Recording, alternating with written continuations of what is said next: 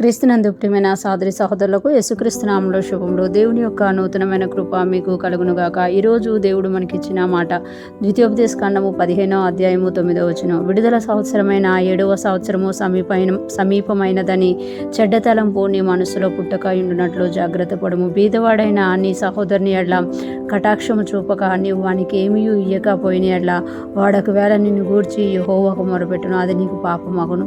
ఈ మాటలు మనం ద్వితీయోపదేశకాండంలో చూస్తున్నాము. ఇక్కడ దేవుడు ప్రతి 7 సంవత్సరాలకు ఒకసారి విడుదల సంవత్సరము పెట్టారనమాట. ప్రతి 7 సంవత్సరాలకు ఒకసారి 7వ సంవత్సరం భూమిని వదిలేస్తారనమాట. ఎవరైనా భూమిని తనఖా పెట్టినప్పుడు ఒకవేళ భూమిని లీజుకి ఇచ్చిన 7వ సంవత్సరము దాన్ని విడుదల కలుగుతుంది అనమాట.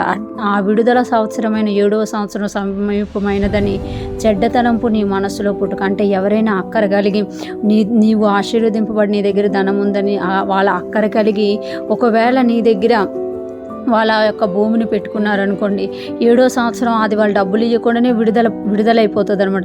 అలాగ విడుదలైపోతుంది. 7వ సంవత్సరం సమీపమవుతుందనే చెడ్డ తలంపు అంట మనస్సులో పుట్టుకుంటున్నట్లు జాగ్రత్త పడాలట. ఎందుకంటే మన మనస్సు మన యొక్క మనీ మీద ఆనుకొని ఉంటుంది. మన సహోదరుడికి 6వ సంవత్సరమున ఒకవేళ ఆ భూమి మీద కానీ డబ్బులు ఇచ్చామనుకోండి, 7వ సంవత్సరమున ఆ డబ్బులు ఇవ్వకుండానే అతను భూమి తీసుకుంటాడు. అంటే ఈయన డబ్బులు వ్యర్థమైపోతాయి అనమాట, మరి రావన్నమాట. అందుకు అటువంటి చెడ్డ తలంపు కలిగి నువ్వు వాళ్ళకి ఆ భూమి ఆ యొక్క లీజుకి తీసుకోకుండా ఉండకూడదు. ఆ లీజుకి తీసుకొని నువ్వు ధారాళంగా వారికి డబ్బులు ఇవ్వాలి అని తెలియమాట. బీదవాడైన నీ సహోదరుని ఎడ్ల కటాక్షము చూపక నువ్వు వానికి ఏమి ఇయ్యకపోయిన ఎడ్ల వాడు ఒకవేళ నిన్ను గూర్చి యెహోవాకు మొరపెట్టును, అది నీకు పాపమగును.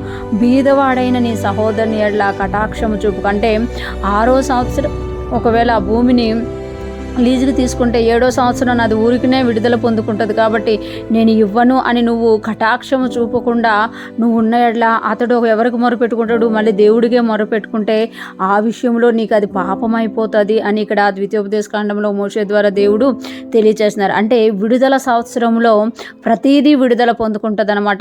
ఏది మనము అప్పుగా ఇచ్చి కుదువు పెట్టి అప్పు తెచ్చుకుంటామో అవన్నీ కూడా 7వ సంవత్సరంలో డబ్బులు ఇవ్వకపోయినా వాళ్ళు మరలా ఇచ్చేసారనమాట. అవి బంగారమైన వస్తువులైన, ఇల్లైన, పొలమైన, దాసుడైన అనమాట.